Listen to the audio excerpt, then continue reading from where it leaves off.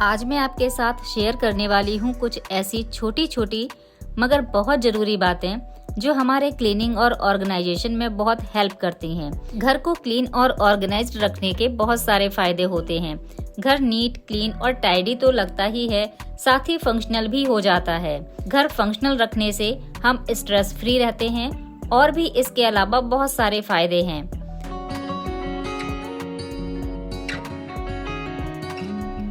आप बताइए, हमारा ऑर्गेनाइजेशन कब बिगड़ता है? वो तब बिगड़ता है जब हम किसी ऑर्गेनाइज्ड जगह पर कोई भी सामान घुसाकर उसके साथ रख देते हैं। जैसे हमारे प्रेस किए हुए अरेंज्ड ऑर्गेनाइज्ड कपड़े हैं और उसी में हम बिना प्रेस किए हुए कपड़े भी घुसाकर रख देते हैं कि बाद में प्रेस करके हमें रखना तो इसी में ही है, और फिर हमारी सारी ऑर्गेनाइजेशन बिगड़ जाती है।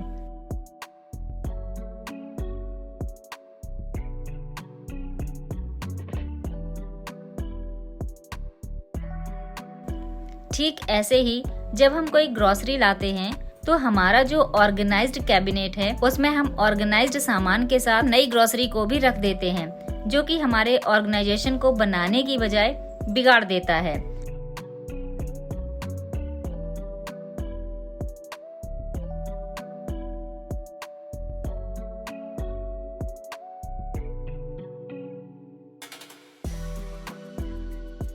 बाद में उसे ठीक करने में हमारा एक्स्ट्रा टाइम तो जाता ही है, साथ ही हमारा स्ट्रेस भी बढ़ जाता है, क्योंकि हमें फिर से सारी कबर्ड को या फिर कैबिनेट को अरेंज करना पड़ेगा। तो बस अब अगर आपके ऑर्गेनाइजेशन की बात है तो पहले अपनी आदत में सुधार करना जरूरी है।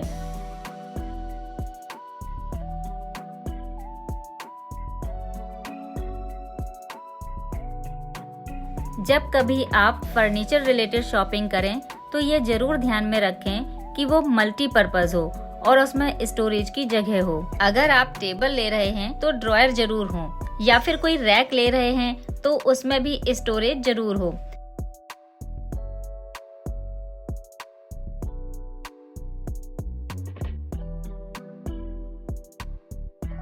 जैसे मैंने ये रैक बनवाई है जिसमें मैंने अपना डिशवॉशर भी रखा हुआ है, सेकंड सेल्फ में मैंने माइक्रोवेव रखा हुआ है और थर्ड में एक स्टोरेज है, और इसमें मैं कुछ ऐसा सामान रखती हूँ जो मुझे डेली जरूरत के हिसाब से आसानी से मिल जाए।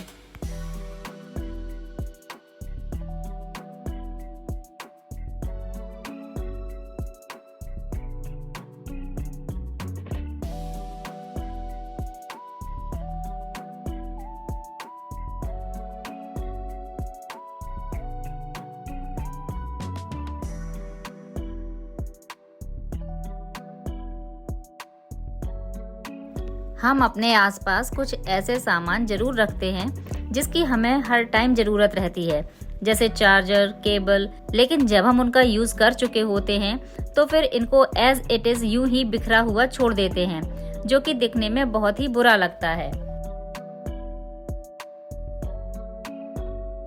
तो इसके लिए आप कुछ इस तरह की बास्केट रख सकते हैं जिसमें आप ये सारी चीजें समेट कर रख सकते हैं। सिर्फ इतना कर देने से ही आपका रूम नीट एंड क्लीन लगने लगता है।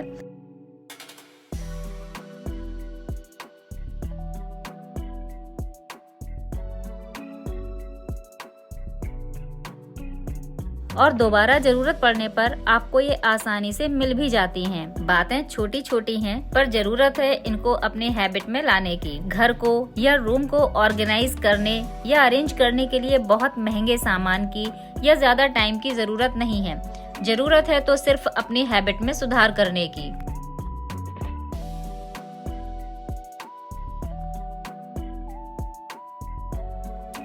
आप चाहे होम मेकर हों या जॉब करती हों, घर के काम आपका पीछा नहीं छोड़ने वाले। तो ऐसे में जरूरी है कि आप घर और जॉब के काम के बीच में बैलेंस बनाएं। इसके लिए जरूरी नहीं है कि हम किसी छुट्टी का या फिर संडे का वेट करें।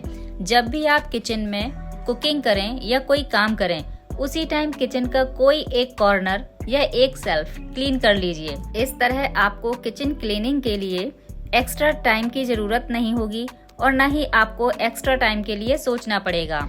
आप एक एक करके 5 मिनट का टाइम देकर अपनी किचन को नीट एंड क्लीन रख सकती हैं।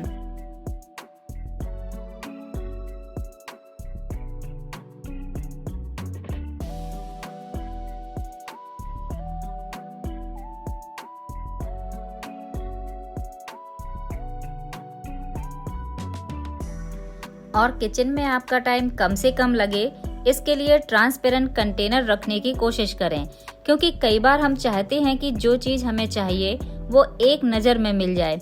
तो इस तरह से ट्रांसपेरेंट जार्स आप रखें और उनमें लेबल जरूर लगाएं, जिससे आप उनको एक नज़र में पिक कर सकते हैं और अपनी कुकिंग को इजी रख सकती हैं।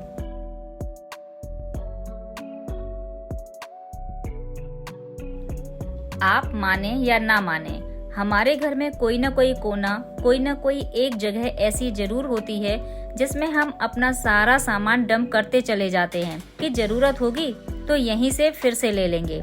लेकिन होता क्या है कि जरूरत पड़ने पर हमें वो चीज मिलती ही नहीं है। तो जब भी आपके पास टाइम है, बस 10 मिनट का टाइम सेट करके उस सेल्फ को अरेंज जरूर करिए। इससे होगा ये कि जो चीजें आपने रखी हुई हैं उसमें से बहुत सी अनवांटेड चीजों को हटाकर आप डिक्लटर कर पाएंगी और साथ ही आप जरूरी चीजों को ठीक से ऑर्गेनाइज भी कर पाएंगी।